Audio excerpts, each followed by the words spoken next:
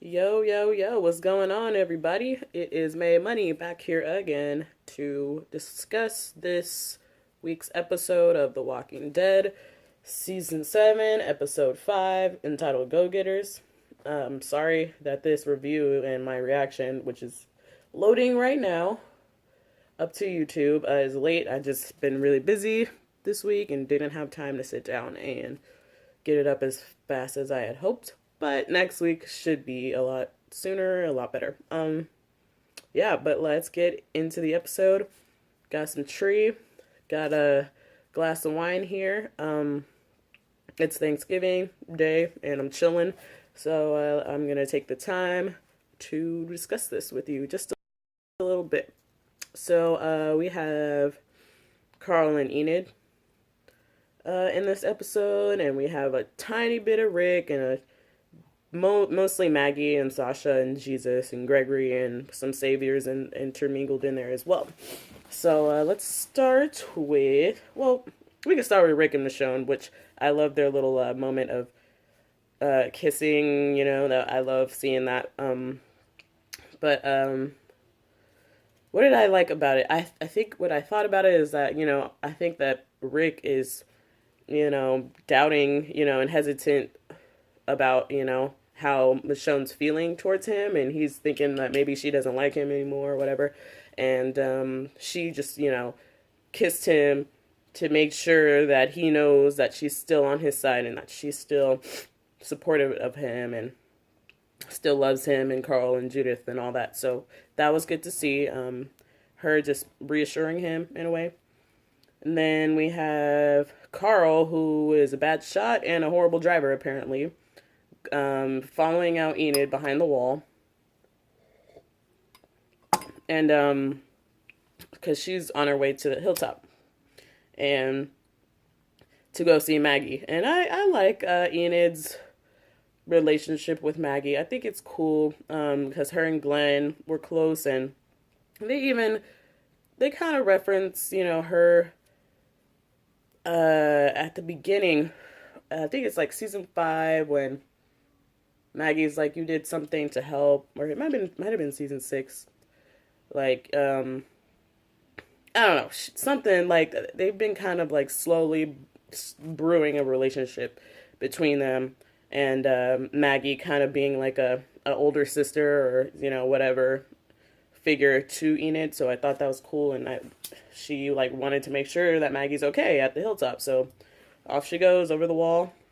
Carl follows her out, wrecks the car that he was driving. She finds a bike, and they find some roller skates. And I'm like, cool, that's cool, roller skates, whatever. But, like, what if you gotta get away hella fast? You might trip on a rock or something, and, I don't think that was a good idea. Anyway, but, yeah, and then we can go to Maggie. So she wakes up in the hospital, or at the hilltop, wakes up there. The baby's okay. Yay, the baby's okay. And she has, little baby Glenn brewing up in her stomach, which is good. And the doctor offers to take care of her and suggests that she stays at the hilltop during the duration of her pregnancy so that he can just check up on her easily if anything goes wrong. So I thought that was nice. And Sasha's waiting outside, making sure she's okay as well. Which I love. I love Sasha and Maggie together. Like, because, they've been through a lot of the same things together at the same time, like with the death of Tyrese and Beth, pretty much simultaneously, like, or episodes. And Herschel, and Bob, and now Glenn and Abraham at the same time. So, they are right.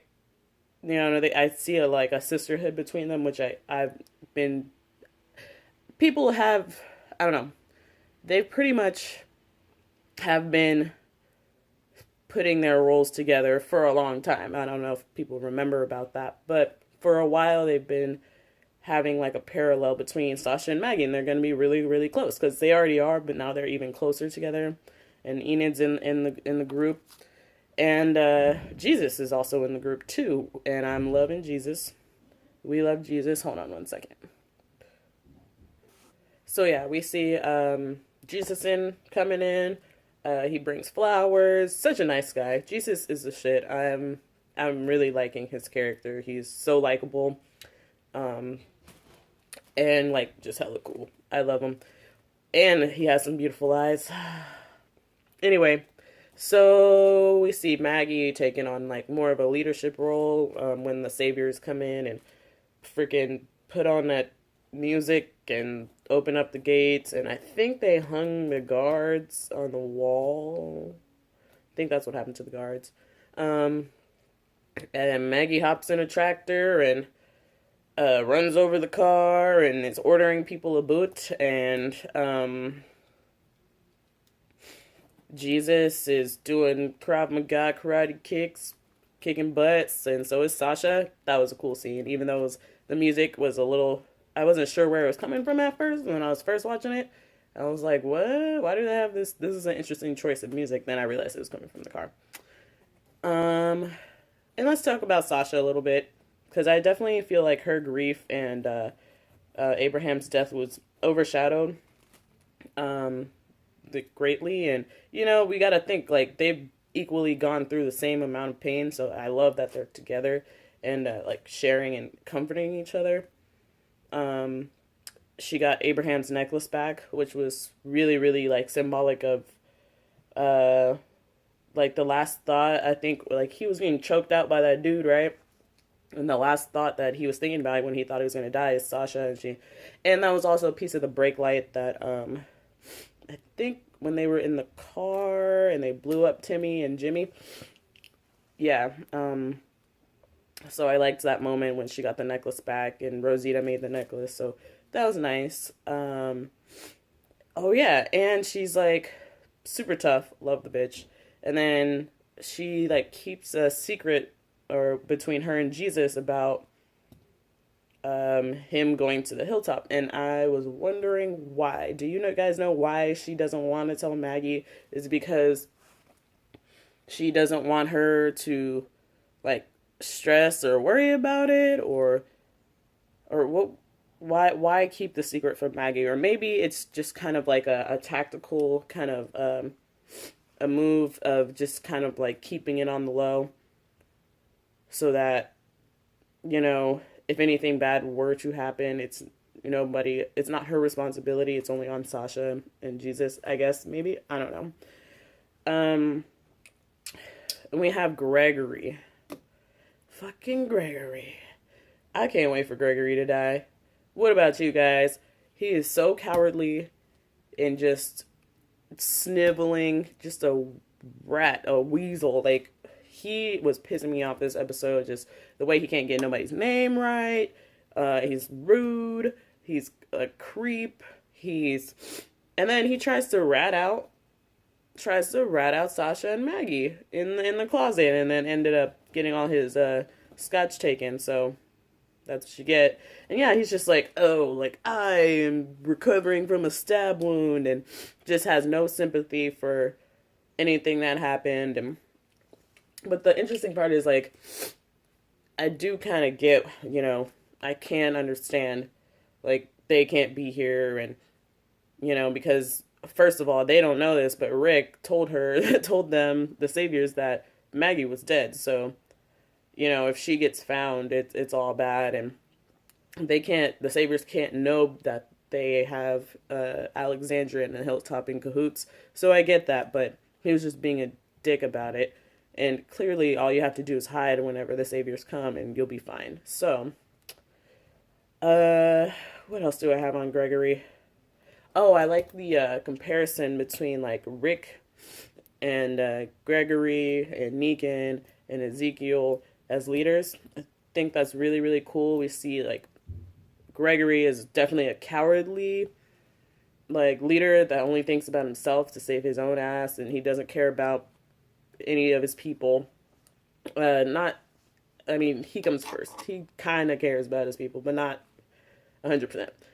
And then we have Rick, who right now from what we've seen, he's being afraid. He's in a point where he doesn't know what to do. He doesn't see any way out, and he has to pretty much just go with the flow until if anything comes where they can get out of the situation they're in. So he's afraid, but he's also taking the smart road, just for now. Like, you have to he wants to keep his people alive, whereas Gregory doesn't care. He only cares about really keeping himself alive, and Rick is afraid of losing more people that he cares about. So I get where he's coming from. And then you have Ezekiel, who has this whole, like, he leads because he's just playing the role that people would need him to play.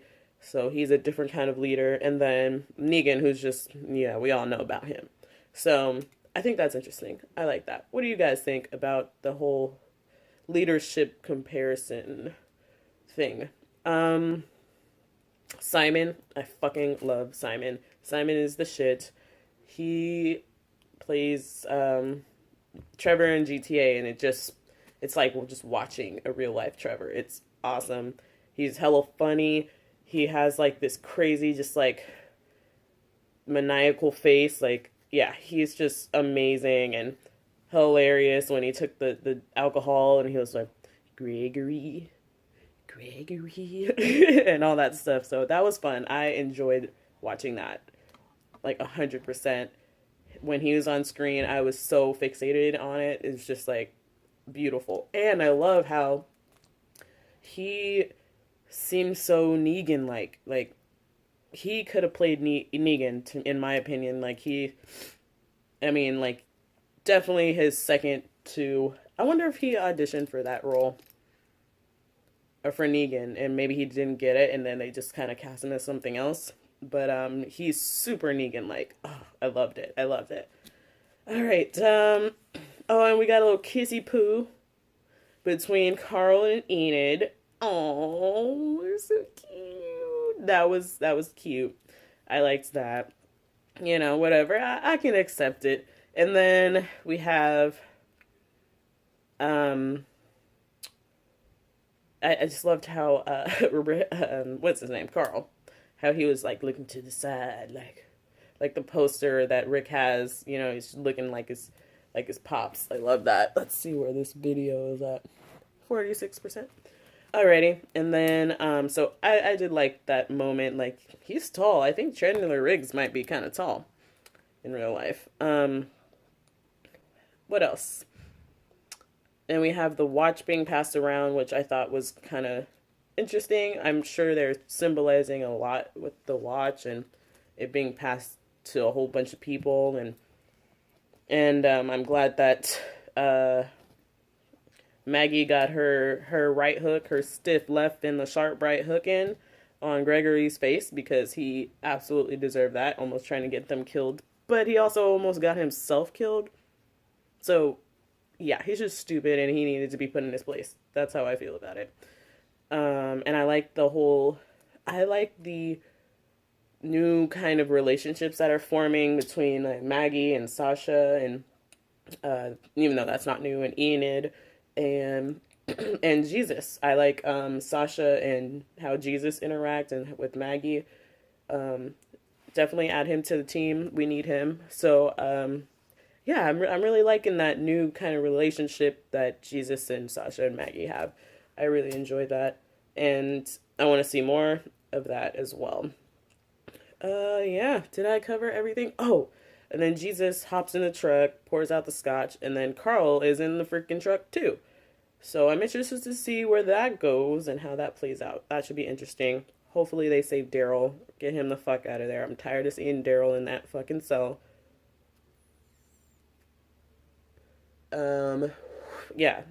That should be really, really interesting. Next episode, we have Heath and Tara. I'm kind of interested to see where they're at.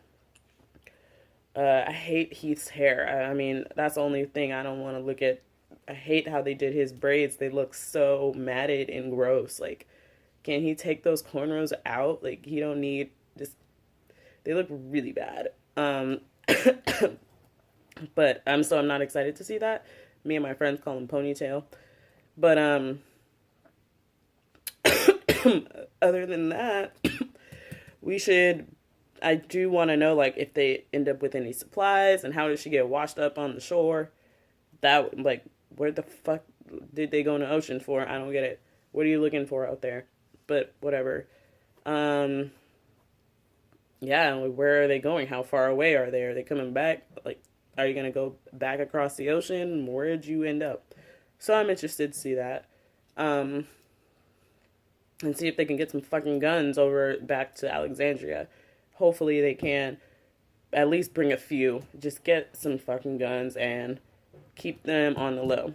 And also, if they do get back to Alexandria in this episode, I want to know, like, how they feel about Glenn and Denise being dead and Abraham and all that. So, I'm interested. Let me know what you guys think in the comments down below. I'll be chatting with you. The next episode comes out on Sunday. It's Thursday. So, we're all getting the hood. Yeah. Enjoy your Thanksgiving and eat lots of food, and I'll see you next week for the episode 6, or in a couple of days. Anyway, peace out, y'all.